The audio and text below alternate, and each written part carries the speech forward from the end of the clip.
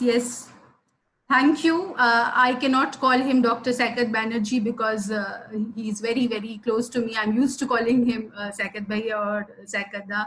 And I think I'll continue the same despite being on a professional platform. So we are very warm friends and we have had wonderful memories together. And it has always been, a source of encouragement for me to be associated with all of his ventures. So good evening, everybody. We are here today with, the topic of my talk, as it has already been shared, is on, Meena Kandasamy's poetry. Second way, I'm sharing my screen. Just see whether, I'm able to do it. You have disabled screen sharing. Kindly enable me to do it. Yes, so I'll be sharing this because I'm not very conversant with Zoom. You'll have to let me know whether it's visible or not. Yeah. Is it visible? Yeah, it's visible. Should I do a full screen of this, or is this fine? Full screen.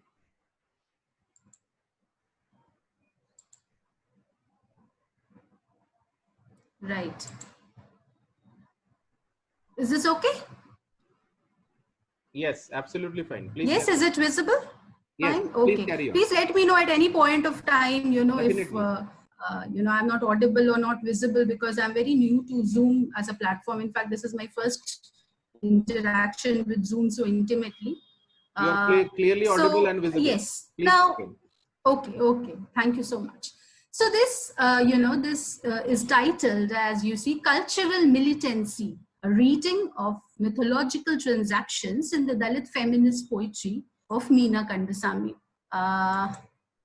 Now, Meena Kandasamy is, a very young writer on the scene, a very young poet and writer, and a firebrand of a writer. Those of you who are familiar with her works, even those of you who may not be familiar with her works, will certainly have heard of her. She has been in news, for all the wrong kinds of controversies, wrong in the right-wing sense of wrong. So she is a figure who has, intimately identified herself with the Dalit political movement and the Dalit feminist political movement.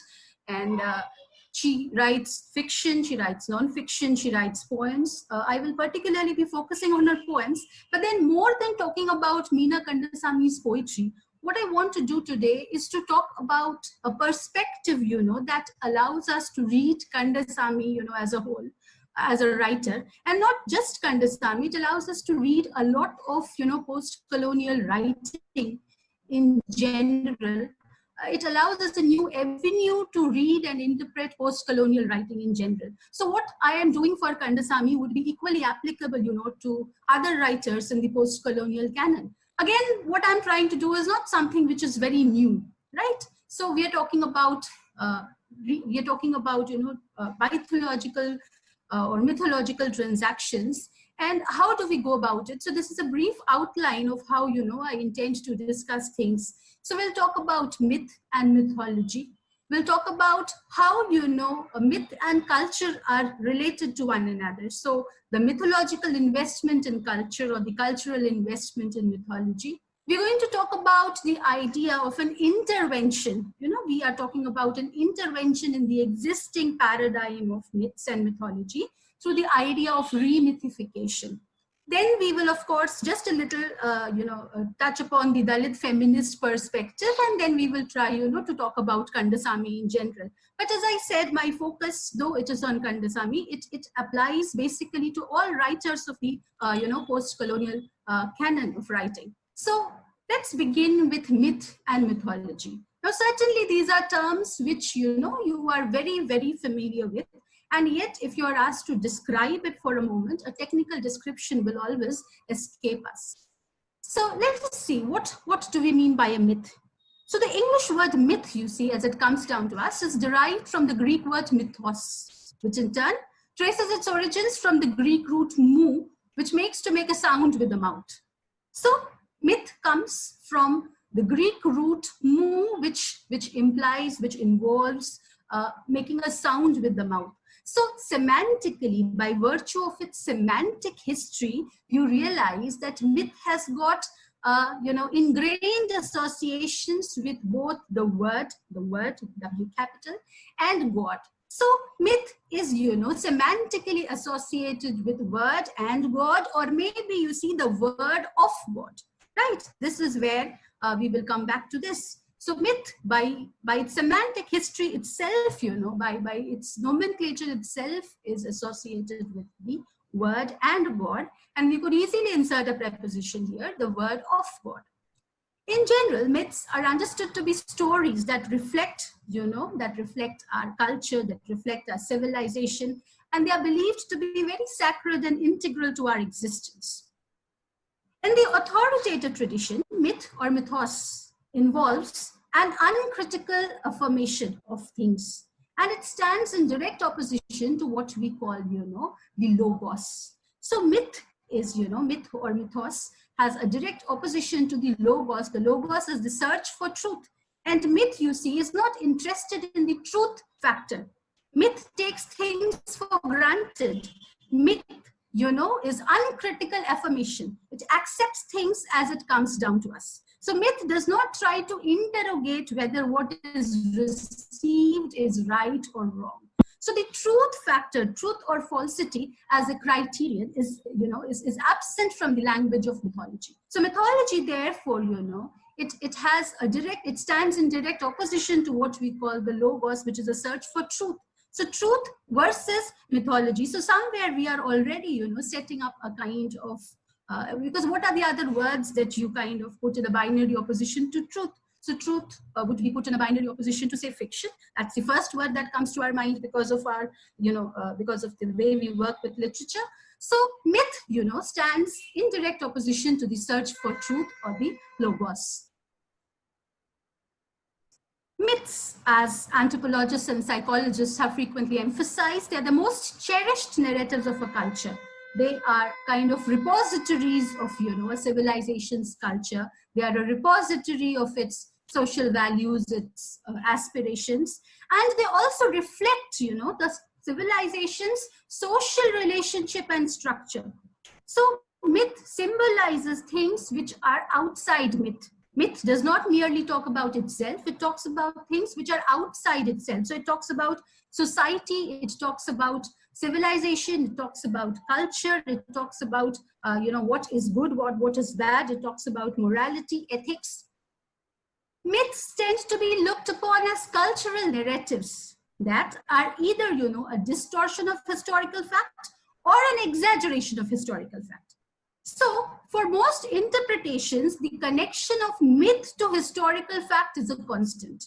Myth is historical fact, though it may be a distortion of historical fact or it may be an exaggeration of historical fact. Now, this would mean that myth is not simply history. Myth also involves a substantial element of creativity. So, along with history, myth also has a creative element in it, which is why, myths are endlessly renewable. You renew myths, you transfigure myths, you change myths, you transform myths. You have so many variations of a single myth, and all of these variations, they have an equal acceptability in the culture. Mythical thinking tends to see the human and the divine worlds as closely linked with one another. So for mythological thought, there is no difference between the human world and the divine world. The difference at least is not one of, principle. The difference may be one of degree. And therefore, whatever stands for the world and the work of the gods, the same things would be a norm for the human world too. So for mythology, there is a kind of close linkage between the divine world and the human world.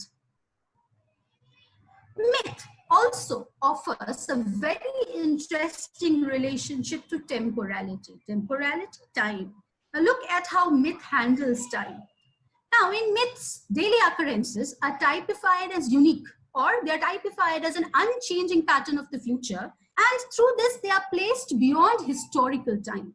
So myths, they go beyond, they transcend the limits of historical time by transferring events either to the primordial past or, to the end of time, to the eschaton or the future.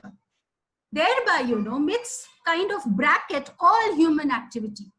So by positing things, by transferring events to either primordiality or to the eschaton, to the end of time, myths kind of bracket all the activities of the human world. So what myths do basically is that on the one hand, what they do is they transfer the event beyond historical time. So an event which happens very regularly, which you see very regularly, it's told to you that this happens because this has happened at some very remote time in the past. So the myth, by taking the event out of your ordinary world and by positing it, in a different temporal order, grants that event a kind of sanctity which would not have possessed otherwise, right? So on the one hand, myth will place happenings or events outside of real time. And on the other hand, what it does is it allows us to connect these events which have now been placed on the outside with our everyday world through their enactment as rituals. So myth and ritual, you see, are very closely associated with one another. So myth will, place a particular event beyond, historical time and say that there is, a primordial basis, there is a sacred basis to its performance. And because of that, because of the sanctity which is accorded to the act, you are required to re-perform that act every day in life. And that re-performance, that reenactment becomes a ritual. So myth gives legitimacy to the ritual. Myth gives legitimacy to the ritual, and this ritual, through repeated reenactment, this ritual becomes a sacred action in its own right. Again, the enactment of myth as ritual in our daily lives perpetuates the timeless validity of myths, and therefore it justifies, the unchanging nature of myths from one generation to another. So you see how myths put us in a double bind. On the one hand, myths will promote rituals.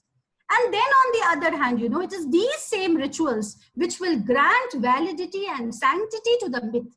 So myth and ritual support one another by being placed in two different orders of temporality. So a very, very normal act, if given a mythological basis, can be transformed from a simple act to a sacred act. And that, through continuous perpetuation, through continuous reenactment as ritual, will in turn offer support to the myth. So myth and ritual reinforce one another is one major point that I'm trying to make here. The Greek term mythologia is derived from mythos, legend, that is to tell myths, or it means the narration of myths or the recitation of myths, which were believed to be the acts of God. In the current usage in European languages, mythology can mean either a collection of myths or the theory of the meaning of myths. For a long time, mythology had been subjected to a humoristic interpretation, which meant that it was believed to be an actual compendium of acts which had been historically performed. However, in the last 3 centuries or so, we realized that mythology has undergone, several transformations. It has undergone extensive research on its meaning, on its making. And today we know that myths have been studied under the lens of religion, spirituality, psychology, ethics, language, semiology, structuralist philosophy, environment, and so on. An important epistemological domain of cultural studies, mythology, remains very significant for us in the way that it continues to kind of reincarnate itself in every age. So every age, will have its own mythologies. It will also have more palatable versions of the older mythologies. So this is a very important area of research, I believe, in cultural studies. Knowing more about myths and how myths influence us and about the political content of myths can go a long way in creating a new discourse in society. So we go over to the next, the next part of the presentation, which talks about the relationship between mythology and culture. So it is the mythological investment in culture as also the cultural investment in mythology. So both mythology and culture, you see, are closely related to one another. Both of them invest in one another, both of them buttress one another, both of them reinvigorate one another. So critical engagement with mythology inevitably, you see, will produce certain questions. Why, how, and by whom are myths scripted? Whose version of culture do these myths propagate? Whose socio-political values do they uphold? Now, given the existence of power hierarchies within any particular culture, it cannot be denied that the perpetuation of myths becomes very essential, for the dominant group. So, if we talk about who creates myths, who scripts myths, and whose culture do they promote, it is very important to realize that certainly the literature of a society, the stories of a society, the stories of a culture are scripted by its dominant group which is in power, be it whatever group, whether you look at it from a Marxist angle, whether you look at it from a gender perspective, you look at it from a racial perspective, whichever the dominant group, it will have an interest in the perpetuation of a certain sense, of the world. So every group will promote a distinct sense of the world. So mythology is the decides what to select, what to remember, what to perpetuate, and what to forget, in creating stories. Hello, am I audible? In creating stories, you see, which are important for maintaining its own cultural superiority, right? So mythology becomes a very important tool for the dominant culture to shape its own cultural narratives, its own views of how the world was and how it is meant to be. Mythology and cultural hegemony have strong investments in one another. Myths are not transparent and harmless. As much as they may appear, they are not transparent, they are not innocuous. And they have an essential stake in the power structures which are created and maintained by society as objective truth. So what is basically a myth, what is basically a story, is projected, by this dominant power group as objective truth. So it is something which is given, it is something which you cannot argue against, which you cannot militate against. According to Roland Barthes, the very principle of myth is that it transforms history into nature. What is historical is transformed into something which is natural. So, for example, if the oppression of women was historical, there were definite reasons, because women were educationally backward, and also women were, demographically, backward. And therefore, there were many reasons for, the oppression of women. Now, we cannot transform this historical fact into a natural fact that women are biologically inferior, right? So, the very principle of myth is that it transforms history into nature, and therefore, it makes an ideological position not appear as right or wrong, but simply as natural. So you do not judge myths. You do not, exercise your critical judgment when you are talking about myths. It's a story which has been given. It's something which happened. It's a fact about the world. You are not interested in knowing whether it was right or wrong. And this is the power of myth, that it is able to transform history into nature. It is able, to kind of empty a reality out of a particular story and to present it, as fact. According to Barthes, myth is experienced as innocent speech, not because its intentions are hidden. If they were hidden, they could not be efficacious, but because they are naturalistic. In fact, what allows the reader to consume myth innocently is that he does not see it as a semiological system. He does not see it as a system of science, but as an inductive one, where there is only an equivalence. He sees, a causal process. In his eyes, the signified and the signified have a natural relationship, a stable relationship, a natural relationship, an inherent relationship to one another. So this confusion, this confusing of the mythological system for a system of facts rather than the system of values that it is, has led, to a complete political obscurity of myths. So people do not realize that the language of myths, that the mythological language is actually political language. The political factor in myths is obscured, by their presentation of history as natural, as reality. So the two theorists that I will be quoting extensively here are, of course, Roland Barthes from his very famous essay, Myth Today. And we have Claude Lévi-Strauss, who talks about the structure of mythology. So these are the two critics, that I will be coming back to time and again in my presentation. So Barthes believes that the appearance of, truth as fact rather than as sign, the appearance of myth as fact rather than as sign, obscures, as I said, its political participation, because you do not realize that the myth is only a sign. You think that it's a fact, it's something which happened. This obscures its political participation.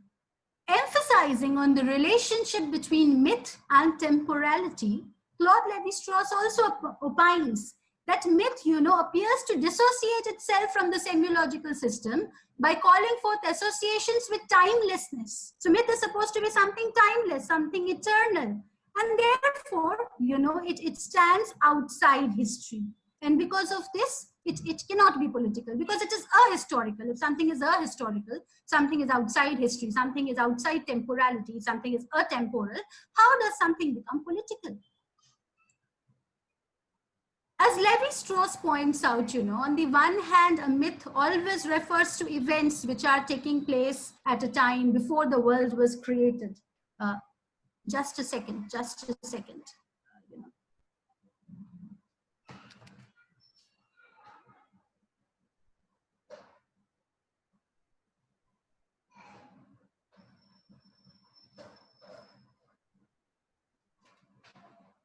Yes, so there was some power problem at my end. I gave it a power backup. Thank you. So Lévi-Strauss points out that on the one hand, a myth is always talking about events which have taken place, beyond time, when the world was created and long ago. But what gives myth an operative value is the fact that the pattern, that the myth offers, it is everlasting. So it explains the past also, it explains the present also, it explains the future also. So though, myths are talking about events which have taken place in primordial times, we still believe that the myth has got the capacity to direct us today. It can offer, a kind of panacea, it can offer a kind of perfect explanation for everything that has been happening, that is happening, and that is likely to happen in the future. So myth, being historical, also posits itself as universal, and so that, it's contextual fictions, contextual, they belong to a particular context, they are rooted in a particular history, society, economy, and these, these contextual narratives are taken for timeless facts, they are taken for eternal facts, and the truth value and the moral value then does not apply to them any longer. It is these dimensions of naturalization and the abstracted timelessness of myths which grant them their peculiar, political potency. So their, the political potential of myths comes out from the fact that they appear to be transparent, they appear to be apolitical, they appear to be ahistorical, though they have got very strong investments in all these fields. Again, myths, once created, have the ability to easily circulate, They can disseminate far and wide through various oral and written practices. Why? Because, as Claude Lévi-Strauss believes, they are very, very communicable and they are very, very translatable. So the easy communicability of myths and also their easy translatability makes it possible for myths to have a very, very wide circulation. So you see, it's not difficult even for the illiterate population to understand myths and to use them as, philosophical guidances. So myths, can be very easily translated from one context to another, from one language to another, from one, cultural soil to another. And this easy communicability, this easy translatability, makes myths all the more potent because, they have a very, very fast and a very wide coverage. Look at what Levi-Strauss has to say. He says that myth is that part of a language where, the truth value is the lowest. So the truth value in the case of mythology is the lowest. So from that point of view, it is placed at the bottom, of the entire gamut of linguistic expressions which exist in our society. It is, kind of speech which is thoroughly in opposition to what we call and know and understand as poetry. Because as Levi-Strauss says, poetry cannot be translated except at the cost of obvious distortions. When you try to translate poetry, you obviously miss out something, you obviously leave out something, you obviously, distort something. However, in mythological translation, there are no possibilities of miscommunication or distortion because the mythical value of the myth will remain intact throughout the translation. Even in the verse translation, you realize that the myth is able to communicate itself. Why? Because the myth is a story. The myth is a story, and whatever the language, however poor the language, the myth, via the story, is able to communicate itself easily.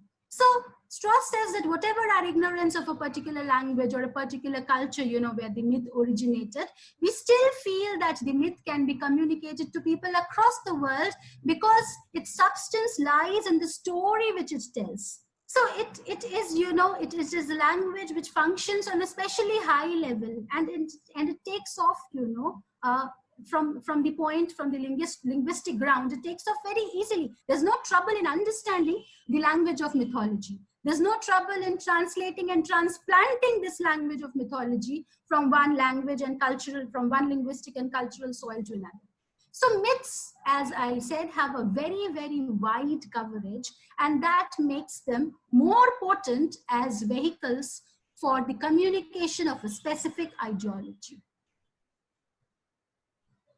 Now, how do we intervene in this? How do we create an intervention in this? If myths are so potent, and we already have a set of myths given to us, then how does the world go? Is there no change in the status quo? Does, do things keep on happening the way they have always been happening? Or is there a possibility of making an intervention here? And we believe that there is a possibility of intervention through the idea of remythification. Now, what is remythification? Mythology, therefore, constitutes a powerful ideological tool for promoting and maintaining desired socio-political and economic structures within a particular culture. Barthes calls myths depoliticized speech.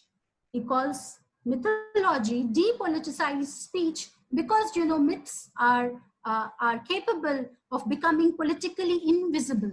They seem to stand by themselves, as natural facts, as naturalized facts, as given facts. And this political opacity of myths makes it very difficult for them to be defeated. And look at what Barthes says. He says it's extremely difficult to vanquish myth from the inside. You cannot vanquish myth from the inside. In his opinion, the only way to defeat myths would be to craft new myths out of the existing ones, and therefore to rewrite the original signification. So if myth is a semiological language, if it is a symbolic language, and you have the the signifier and the signified, which is given to us by a particular myth, what can be done is to write or rewrite the process of signification. So because there's no granted relationship, there is no obvious and given relationship between the signifier and the signified. So what Barthes says is that it is possible to create a break, to create a rupture, to create, an intervention through a rewriting of signification.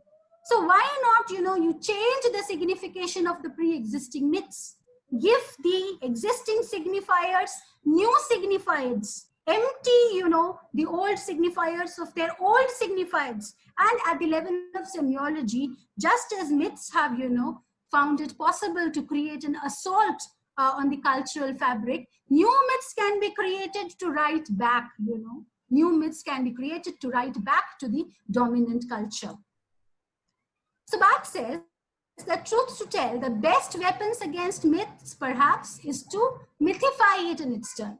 You can combat myths by having your own myths, mythify myths, and to produce an artificial myth.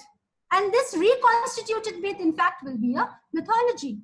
So since myth is a kind of language, why not rob myths? So myths have established a language of their own, and to enter into this domain would be to kind of break the given, you know, order of signification. So break the order of signification and, you know, change the terms of signification, create a kind of intervention between the original signifier and the original signified, and come up, you know, with new objects which would help generate a new myth, and that would in turn, you know, be a new discourse. So the idea is not to escape from myths. The idea is not to criticize myths and say that, no, we have had enough, or these are the stories that do not suit us, or these are the stories that do not agree with us, or these are the stories that do not project us in a good light. No, you cannot do that. But what you can do in a far more powerful way is, of course, to generate your own myth. And this, I believe, is being done by a significant number of writers today. If you look at Indian English writing, you find that the majority of writers have taken up this idea to have their own myths, to have their own discourses, you know, rather than kind of writing back in the sense of challenging your representation. I offer you a new representation. So according to Barthes, the political function of mythology, you know, is to empty reality. That is to, you know, replace historical reality by a natural image of it, so that you lose the memory that all these things were once made or once constructed. You lose the, you know, the idea of context. You believe that there was no context behind it. They were just there. They were just given to us. So, and Barthes believes that on the basis of that, you know, there can be strong myths and there can be weak myths. The strong myths are those, you know, which are politically entirely obscured. The political quantum is immediate there. They are extremely political because they appear to be apolitical or non-political. And then there are the weaker myths, you know, which through engagement with politics fade in color, and therefore they become weak. So in the case of myths, the power lies in being apolitical. The more apolitical a myth appears to be, the more detached it appears to be, you know, from politics, the more potent it is politically as a tool. So the idea would be, you know, to generate a strong myth to kind of rebuttal the myths which have been handed down to us. To create an intervention, therefore, you know, we have to challenge the cultural configurations of a society. And to do this, it's not only sufficient to critically question its myths, but also to lay down the framework of new myths in order to establish new patterns of relationship, equity, respect, and justice in society.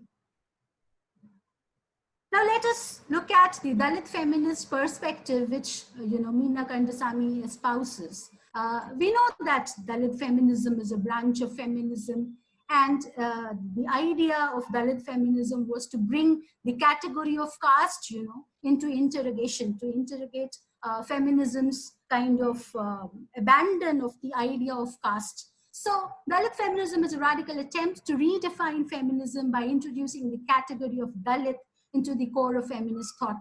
It supplements feminist theory and practice, you know, by bringing the idea of caste into the epistemological table of feminism. So in a way, it invigorates Indian feminism. It also makes it more holistic by including caste and by, you know, stressing on the fact that dimensions or an inquiry on caste dimensions are indispensable in order to accomplish the gender equality that feminism is largely talking about. So formerly the untouchables, later the Harijans, and still later the scheduled castes, Dalit was a term which was adopted by the oppressed classes of India in the late 60s and 70s of the last century. It derives from the Sanskrit root verb dal, which means to crack or split or to break. And Dalit refers to those who have been broken, ground down by those, you know, above them in a very deliberate and systemic way. So the word Dalit inherently, you know, it denies the notion of pollution and the notion of karma, which we used to justify caste hierarchy. And it rejects also, you see, the paternalistic and charitable connotations of the term Harijan, which had been used by Mahatma Gandhi. It is also interesting to note that in its original conceptualization, the Dalit identity was not only confined to these scheduled castes or these Harijans, because you see, the semantic origin of Dalit is from the word to crack or split or break. So Dalit was a kind of cross, it was a cross cultural, cross society term, which intended to talk about all oppressed people. It intended to talk about all the broken people or the marginalized people. So everywhere where, you know, a systemic marginalization was at play, you know, a systemic, a systemic marginalization, a systemic oppression was at play, all those people, you know, would be invited into the category of Dalit. So the Dalit was an identity which included all oppressed groups, and it also included women. In fact, even the Dalits believed that the women of the higher castes were also Dalits, because they were also, you know, oppressed on grounds of gender. So because they were oppressed on grounds of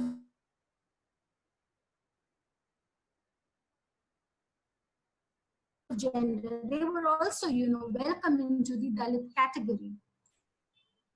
Dalit feminism emerged in India in the early 1990s, and appearance of the Mandal Commission and the Mandal Commission's recommendation that there should be reservation for OBCs, and you realize that a lot of, you know, upper caste women were openly talking about, were openly out in protest against the proposals of the Mandal Commission. And this drew attention to the fact that feminism in India was basically a caste, you know, a caste thing. It was an issue which involved, it was a movement which focused on issues only relating to the upper and the middle class women, and there was a complete exclusion of the subjectivities of the lower class. So it is this which drew attention to the fact that, you know, an alternative movement is needed in order to question whatever is going on. And you find that Dalit feminism, it critiques mainstream feminism, certainly. It critiques its, its exclusion of the theorization of caste. At the same time, it believes that the Dalit movement also will not be able to succeed until it questions its internal patriarchy. So it critiques both feminism and the Dalit movement, and it tries to offer a category of the Dalit woman, and it tries to politicize these experiences of the Dalit woman, which it believes are distinct from the experiences of the upper class women, as also from the experiences of Dalit men. So in a way, you could ally Dalit feminism to black feminism, which was running on similar theoretical grounds. So with this, I think we are ready to talk about Meena Kandasamy, and we will, you know, how much time do I have? Saikat Bhaiya, how much time do I have? You carry on, please. Okay. You have at least 15-20 minutes, you can carry on. Okay. So, you see, now there is this very famous cultural psychoanalyst, Sudhir Kakar, and we are very, we know him very well, and we have read plenty of stuff by him. And Sudhir Kakar analyzes that, you see, in India, mythological knowledge is far greater as compared to other cultures. So in contrast to the West, you know, myths are very much alive in India, and mythological literacy is much higher than the one that comes from attending school. So people may be formally illiterate, but then they would have a great currency of mythological knowledge or mythological literacy at their disposal. Popular myths are narrated by family elders, by grandmothers, and again by the religious priests at various occasions. They are enacted in folk plays, dances. You also find them in art, fiction, cinema. So in a way, you know, mythology is more ingrained in the cultural psyche of the average Indian than in any other culture. So my point in telling you this is to emphasize upon the fact that it is not very easy to kind of erase this mythological literacy. You cannot erase, or you cannot even challenge this mythological literacy which already exists through any kind of critical discourse. So what can be done is to perhaps play with these myths that have come down to us and to generate an alternative epistemology, an alternative mythological system, which will allow us to question, that why should we read myths your way alone? And I believe that Meena Kandasamy, among many other writers, of course, has done a very, very appreciable work in this regard. You look at two of her, conventionally published volumes. One is Touch, and one is Miss Militancy. And after that, she has, I think, written more of fiction, and she has come up recently with a few poetry chapbooks, but then through conventional publication modes, these are the only two volumes that have come to us, that is Touch and Miss Militancy. And you look at the density in Kandasamy's poems, and she does not make any pretenses as to what she's doing. She has a very, very clear political, a very, very clear ideological statement to make in talking about her work. So the writing of Kandasamy, comes across to one as a dense and complex intersection of several subjectivities and ideological stances. So she talks about being Tamil, about being feminist, and about being Dalit all at once.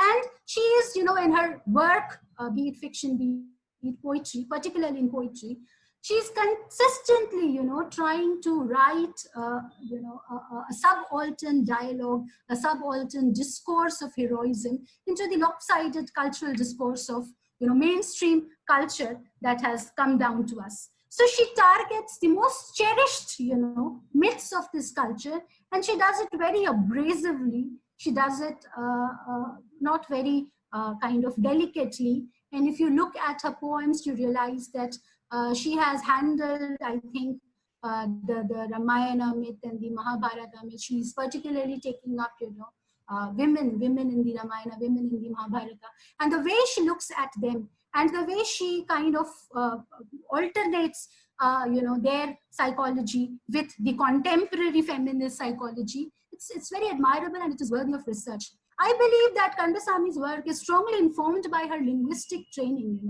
She is academically trained as a linguistic. She has done a master's in linguistics, and this, I think, background in linguistics enables her to evoke a multi-layeredness in her language. Her language has got a rich, connotative association, and it is, as I said, very, very directly political. Her poems are mostly intricately woven linguistic arguments that deeply unsettle the epistemological foundations of canonical mythological narratives. And they make a very powerful militant intervention in the sacred texts of patriarchal history. She has a very interesting piece, This Poem Will Provoke You, published in 2015, and it's easily available on the web. It's a very long poem, and it may offend the sensibilities of many people, which is why I did not directly include it here. But then this is a wonderful poem that can kind of enlighten you or kind of offer an introduction to her work for you. So what is she trying to do? And there are two lines in the poem that I have quoted before. I quote again. She says that this poem does not, culture the jungle. This poem jungles the culture. Now look at these two words, the jungling of the culture and the culturing of the jungle. Now, jungle and culture would appear to stand as a binary opposite. So the jungle would refer to the wilderness and culture would refer to civilization. And she says that my poem, does not attempt to culture the jungle. I'm not trying to, offer something which will help you become more sane and which will help you become more civilized. I'm trying to jungle the culture. I'm trying to break into what you call culture, and I'm trying to create, some space for myself. I'm trying to create a domain for myself. And of course, the poem is titled, This Poem Will Provoke You. It is intended to provoke. It's a blatant provocation, a blatant political provocation that the poem offers. Kandasamy's cherished method throughout her literary, is a deconstructive attack on religious mythology. She says that it's just that I struggle with any story that has stayed the same way for far too long. She has an elaborate preface, to her second collection of poems, Miss Militancy. And she says that I have, this is the book for you, Miss Militancy. And it has got an elaborate preface where, Kandasamy says that I struggle with any story that has remained the same way. I'm no atheist, she says. I allow everyone in existence. I don't quarrel with other people. They have their own space, I have mine. It's just that I struggle with any story that has stayed stagnant for far too long. I want to bring about a change. I want to bring about a shift. And that is why you see that her Mahabharata and Ramayana are performed in several locations across the globe. You have, she says, my Mahabharata moves to Las Vegas. My Ramayana is retold in 3 different ways. And she draws comparisons and connections with a host of feminist revolutionaries back from the ancient times to the present. A poetic voice, especially in its feminist inflections, is insistently subversive. And as she herself says, it's dark and dangerous, and it is very eager to slaughter your myths. Look at that, slaughter your myths. It's the slaughter will again would remind you of the demon goddess Kali, and it would remind you also of creation, Brahma. So it would also remind you of patriarchy, and it would also remind you of feminism. So I believe that Kandasamy's poetic language, poetic diction is very, very loaded with a political strategy to subvert, a political strategy to challenge the existing, myths, the existing cultural systems. Women in Meena Kandasamy's poetry, though they owe their origin to the legends of patriarchal orthodoxy, they reinvent themselves. They move away from the margins of these stories to the center. And they therefore imbibe a more stronger, feminist identity. And their myth will then in turn become a myth for the empowerment of women throughout the country. So instead of talking about a submissive Sita, we have a very, very bold and very, very challenging Sita in Kandasamy's works. Of course, the Sita myth has been retold by several other writers too. So remembering old tales, remembering. So I play with the word remembering, and I put it remembering. It's re-breaking, right? So remembering old tales, which will mean both remembering and remembering.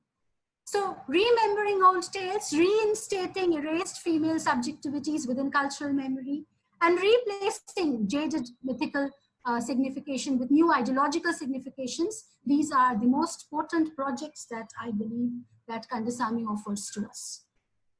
Telling my story another way lets me forgive you. Twisting your story to the scariest extent allows me the liberty of trying to trust you. I work to not only get at you, I actually fight to get back to myself. I do not ride into patriarchy. My Mariamma begs for blood. My Draupadi strips, my Sita climbs onto a stranger's lap. All my women militate. Their brave bonds be little kings. They take on the sun, they take after me.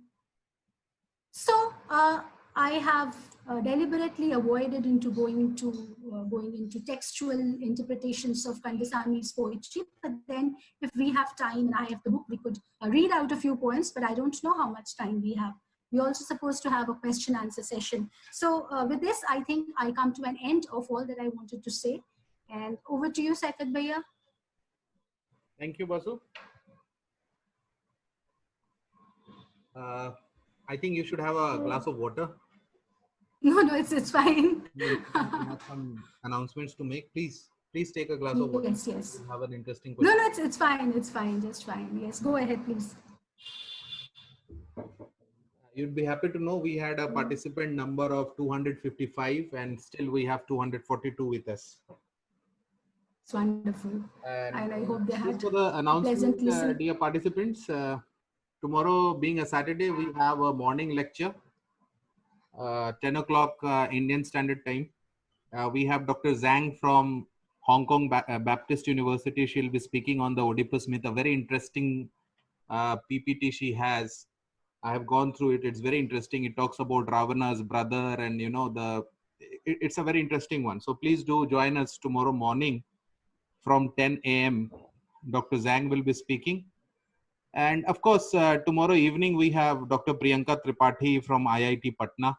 She will be speaking on the Me Too movement, 2 years of Me Too movement. an interesting topic.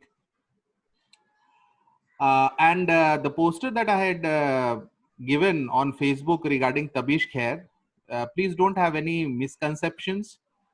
It's 2 o'clock for Indian Standard Time and 10 o'clock it is Denmark Standard Time. So you have Tabish Khair on 9th of June from 2 o'clock, 2 p.m. Indian time. So these are some of the announcements I had to make. And Basu, your presentation was, if you can see the chat box, you will see the congratulatory remarks. Yes, I can see it now. Thank you. Thank you so much. You are receiving. I would be happy to take up questions if you have. Yes, I have questions. I will start with your neighbor. Neighbor is Mr. Tapeshwar Prasad from St. Xavier's College, Patna. Okay. His question is, he basically is a graphic designer and author, and some of his questions, he has been a regular, this is I think 24th itself. He is never absent. So his question is poetry innocent a baby of our heart, or is it an alchemy of myth in all its amalgamation, signified or signifier? That's a very interesting question, you know. That is a very interesting question, and it brings us to the crux of both language, and also it brings us to the heart of artistic composition. So yes, poetry is something that we do. We write, and we also write because it comes to us. So it is something which comes to us. But then what comes to us? It's a baby. So in that way, it's a baby of our hearts, very angelic, very innocent. It comes to us, it is given. You have an inspiration and you write. But what do we write again? We have to remember, and we have to take into account that the fact that we write through language.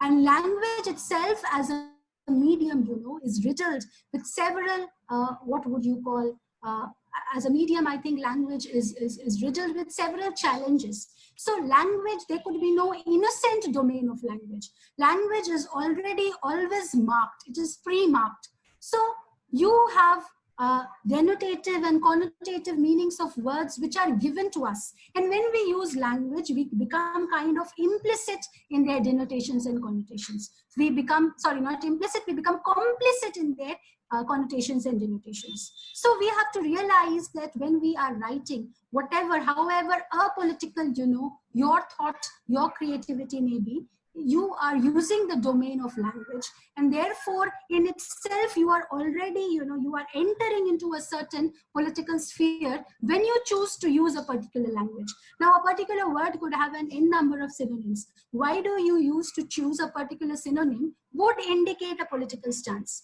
So basically language can never be free from politics. There is no apolitical space within language. Language, and that is why you see that most cultural movements, most critical movements have begun with challenging language. So feminists believe that language is a male construct, and the idea of the écriture féminine would be to challenge this male given language and to create a different language that comes from talking about the body. So we have to accept this, that poetry is something which is very, very intimately born, but at the same time, when it is coded in a language which has its own challenges. So basically, I would say that there can be nothing which is free from, politics. Does that satisfy you? Yes, of course. You have given a very exhaustive explanation. Now, there's a very interesting question from I don't get the name, but yes, there's an interesting question. The question is there a specific reason of the red color that you have used in your slides? No, not a specific reason, but then yes, among many other slides, when I was making a choice, I decided that for Kandasamy, this would be quite good. So yes, you could believe that to be a political statement, a kind of lal salam. Yes, if that's what you meant. It goes well with Kandasamy and with the topic that I was trying to present. I think that's what the scholar wanted to know. The next question is Yes, from, yes. from a PhD scholar from Department of Women's Studies, University of Madras, Smithil Ramachandran. She has been a regular participant. Like she has, I think, not missed even a single lecture. Yes, Smithil. Smithil will directly ask you the question. Smithil. Yes. Sure, sir. Sure. Good evening, sir. Thank you. And good evening, ma'am. Good Thank you evening. so much for the wonderful lecture. So my question is, how do you look at her tactic of using blatant language in representing her aggression? So has it got something to do with her way of deconstructing the sacred language which is used in mythological texts?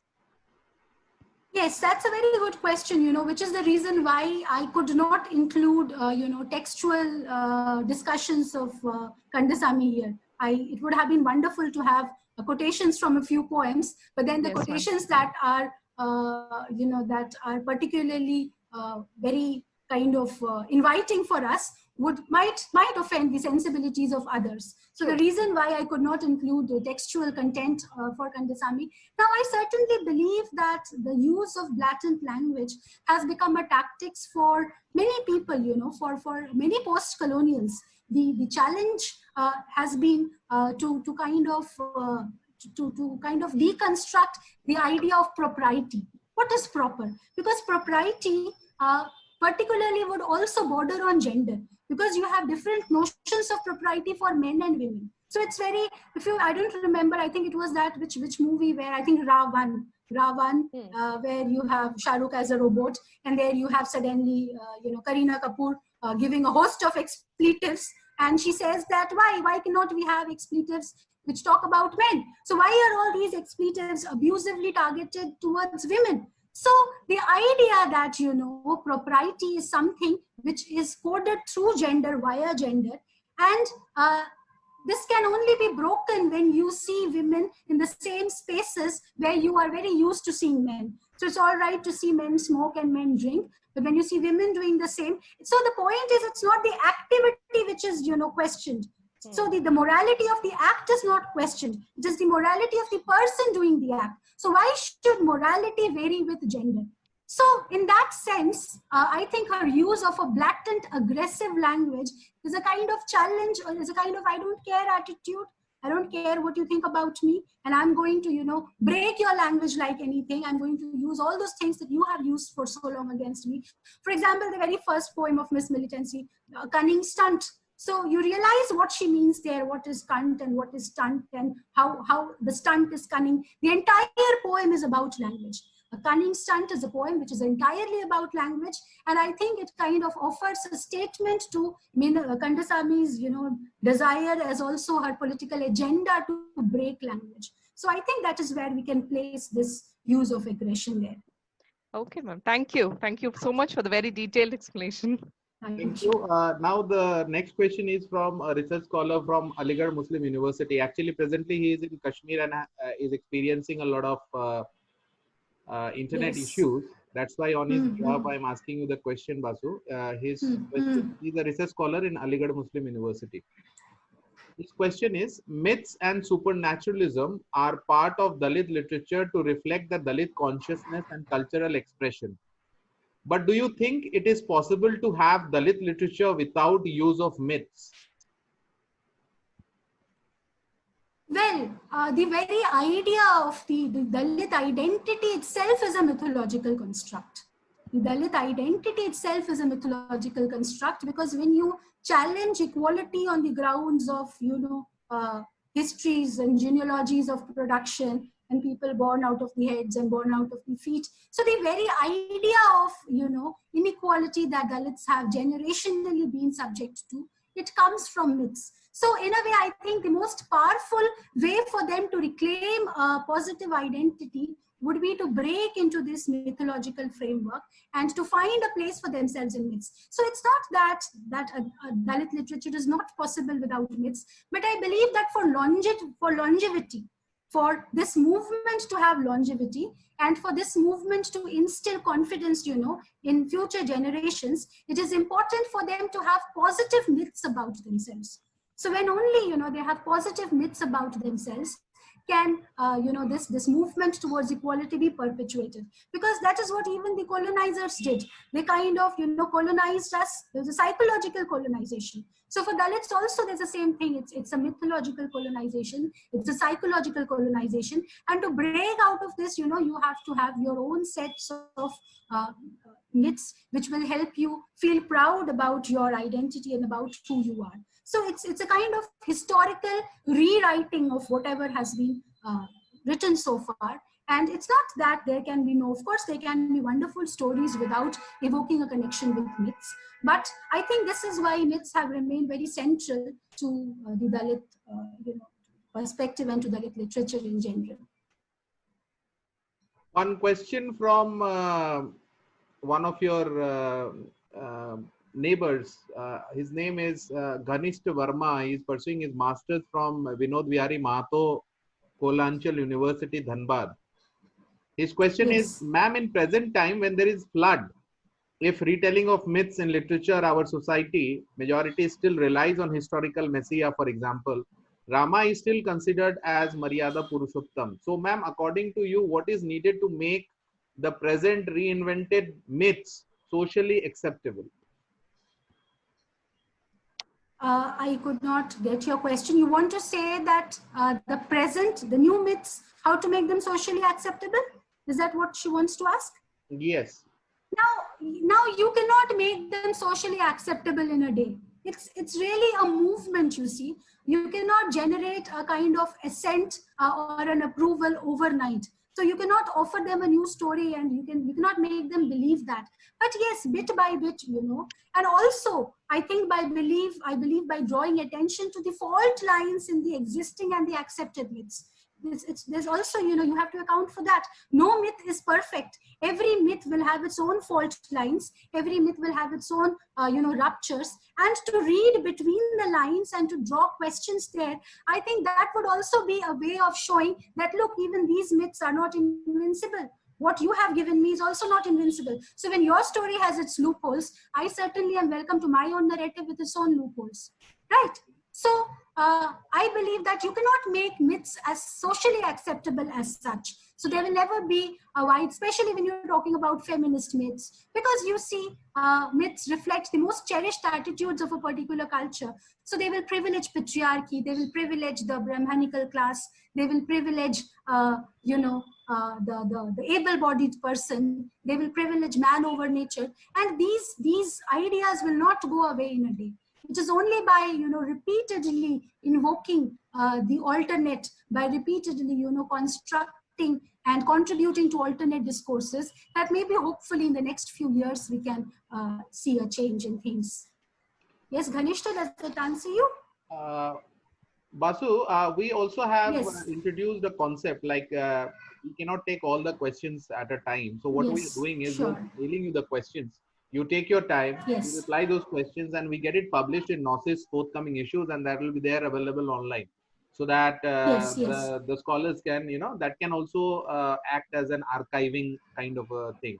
So these questions for many of you all asking, the participants you all are asking, some of you all are new. That will be there, that has already been discussed. Next is Basu, a research scholar from Jadavpur University. She is also very regular in this lecture series. Ananna, please ask your question. Yes. Good evening, ma'am. Good evening, sir. Good evening. Good evening, Ananya. Can you hear me? Yeah. Yes, yes, perfectly. Okay. Ma'am, first of all, thank you so much for such a wonderful presentation and such a detailed PPT. It was extremely helpful. Ma'am, my question is, could you give us an example of from Kandaswamy's poetry that how she is intervening between the old signifiers and the old signifiers when it comes to remythifying age-old myths related to women by breaking the order of signification? Yes. Now, as I said, that because her poetry is generally perceived to be very offensive, and I also wrote, I wrote a paper I wrote a paper on her poems, and the journal I sent it to wanted certain portions to be exhumed from the paper in order to make it fit for publication. So it's very controversial to kind of include her poems in text. But then, yes, if you look at this, there's this particular poem, where she talks about Draupadi, and she talks about Draupadi as a stripper. She's a stripper queen. So now you realize, you find it very offensive when somebody tells you that Draupadi is a stripper queen. But then what was done to her actually was nothing short of that. So the point is here, Meena Kandaswamy's Draupadi is taking up the agency. The Draupadi there was subject to it. She was a subject. And here, the Draupadi in Kandaswamy's poetry is the agent who actively takes the fate in her own hands. So when she has been stripped by, by her own relatives in an open court, it does not, I think, offend anyone's morality if she becomes a stripper queen. But this is something which, again, patriarchy would find fault with. So this would be a new image that is of an empowered Draupadi who does not need to beg Krishna, who may be a god, but then is another man. So it is a kind of breaking away entirely from this victim and subject idea, and to grant Draupadi a new agency to write her own story. So Draupadi is leaving for work, and she does the work of a stripper queen, and she's very empowered in that respect.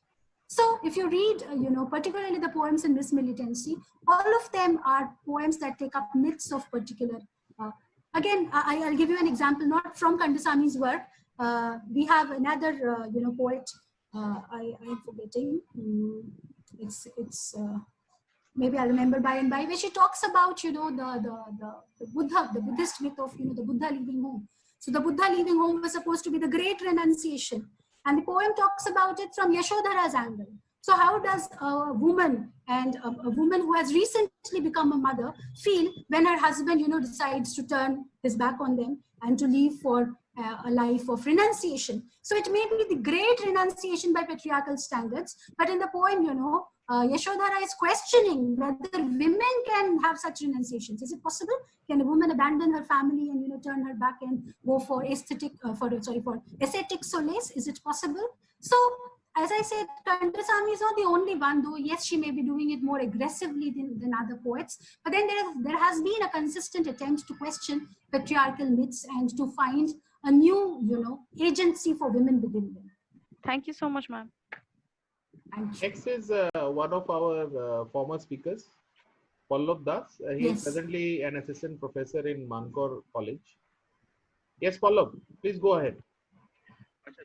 Shoykata, can you listen to me? Yeah, you're audible. Yes, we can hear you, sir. Okay. Good evening, ma'am, and it was a very nice discourse. And I would like to suggest that there is a very neglected part of literature, especially when we see regarding the Bengali literature, that is our Broto Kotha. So if we read those texts and those poems, I am just suggesting you that have you ever considered that it can be read from the point of view of a myth making and also from the point of view of subaltern literature? Yes, find the women being made subaltern. Yes, that's a very excellent area, of research, and I realize that there's a lot of work to be done there. Though we become a little, kind of uncomfortable in handling things so close home. But yes, you make a very valid point there. The Broto Kathas, they talk about an experience. They indict women to do certain things, and all of them are very, very questionable. You see, they can be critically read. Yeah, and they even make a kind of myth regarding the concept of womanhood. Exactly. Yes, the concept, the identity, and what makes for a good wife, a good householder, a good wife. They lay down prescriptions for that. Yes. Even limiting what they should be desired, or what they should be desiring, what they should be deserving. Everything is getting limited.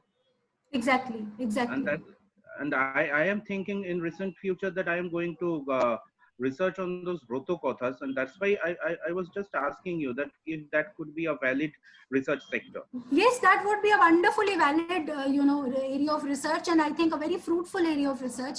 Now, as far as I go, of course, Saket Bhaiya knows this. As a Bengali, I'm Bengali illiterate in the sense that I cannot read or write the language, having been born and brought up in Jharkhand, which is why, that I can read Bengali only via translation or oral, Okay. if somebody reads it out to me orally. And that has been a major handicap for me in taking up, Bengali texts and Bengali writers.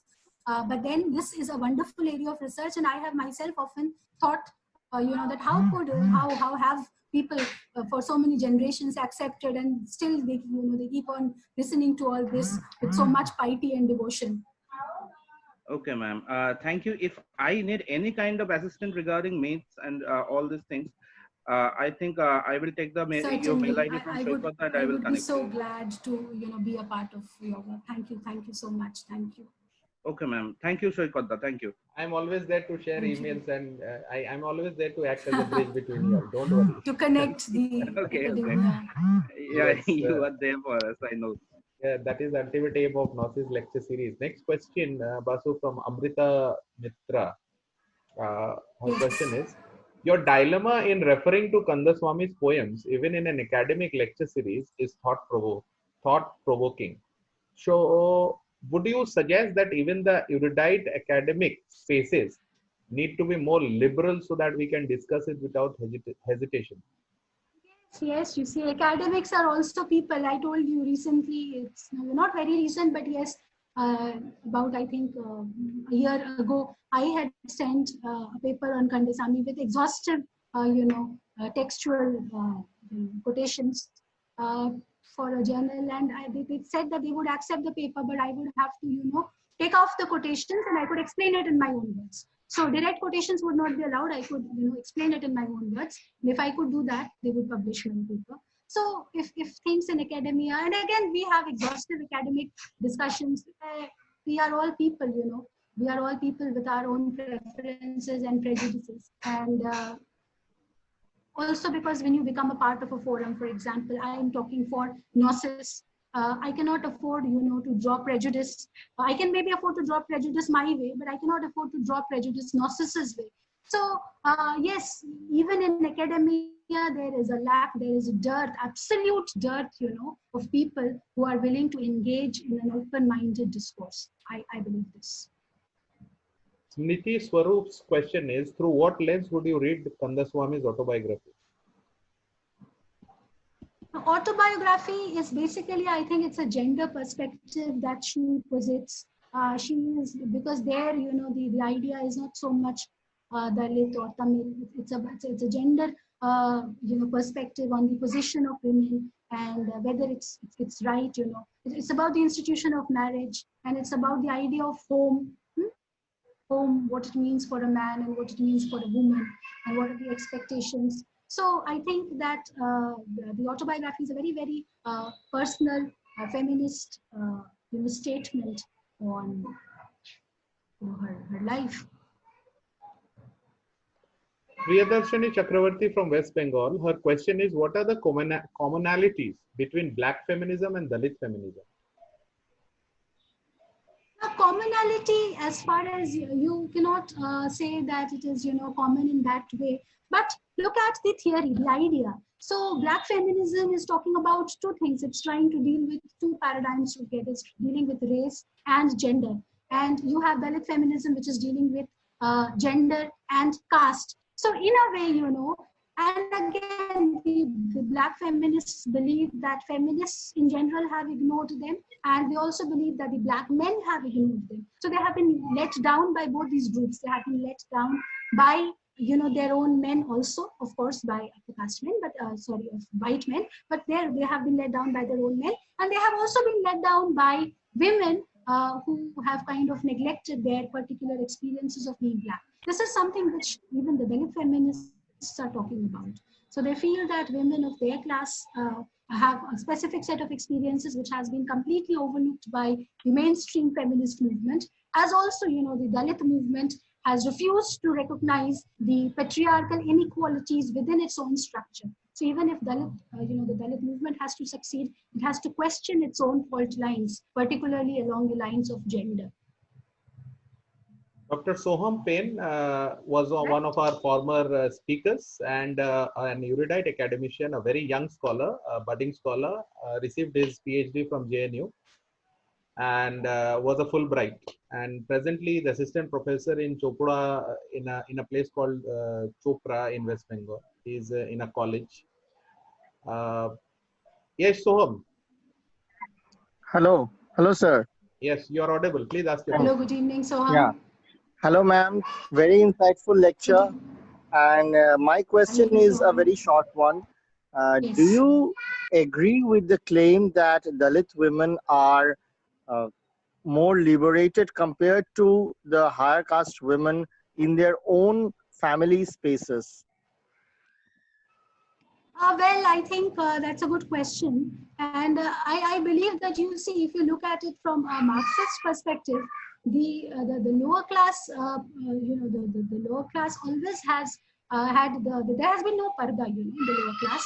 So it always has had a more liberated womanhood as compared to the upper class. So the idea of parda and the idea of, not contributing economically to the household has never been an option for the lower class. So in that way, they have been frequenting public spaces far before the upper caste women became a part of these spaces. So if you look at it from that perspective, I believe that yes, the Dalit women would be more liberated as compared to the upper class women because they have access to, now of course, you will say that they have their own space restrictions. For example, we know that, the Meher women, they have their autobiographies where they say that when they walked a road and if an upper caste woman was to pass by, they had to get down from the main road and they had to walk through the, to the footpath and through the, what do you call it, the wilderness, the bushes, so as not to let their shadow fall on the upper caste women, because the upper caste women were supposed to be polluted even by the shadow of these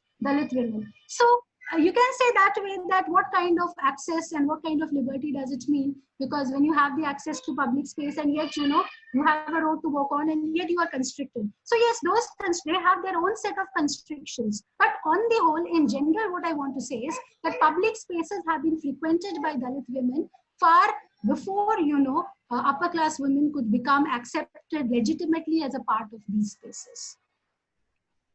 Yes, Basu, your little one is, I think, now upset with you. So I'll just take two questions. I'll just take two questions. Basu is the proud mother of two lovely sons. So the little one, I think it's been long, more than 1.5 hours. So I'll take just last two questions. They're peeping all the while. Yes, the last two questions, and then I will mail you the questions. We can have it. You can reply at your own, take your own time and reply. The last two questions is, the first one is from Dr. Muhammad Akram. He is an associate professor in Burewala, Pakistan. His question is, why is it necessary to relate the myth research in present day literature? Why is it necessary to relate the myth in present day research and literature? No, in a sense that it is just an option, it is not necessary as such. It is just one of the various means by which we can rewrite dominant narratives. So it is not the means, but it is one of the many means. And I believe that it is important in the sense that we look at the way that mythology has been resurfacing. Now, did we all think why, during this lockdown, the first two serials to be re-aired on television were the Mahabharata and the Ramayana? Now, we know that during the DD age, we had an N number of fabulous serials. There were an N number of fabulous serials, which people would have enjoyed re-watching. Again, by, telecasting selectively just Mahabharata and Ramayana, you are not catering to several, the non-Hindu section of the population. So my point is, why do you choose to, telecast or re-telecast two such serials which have a very strong investment in your cultural ideology?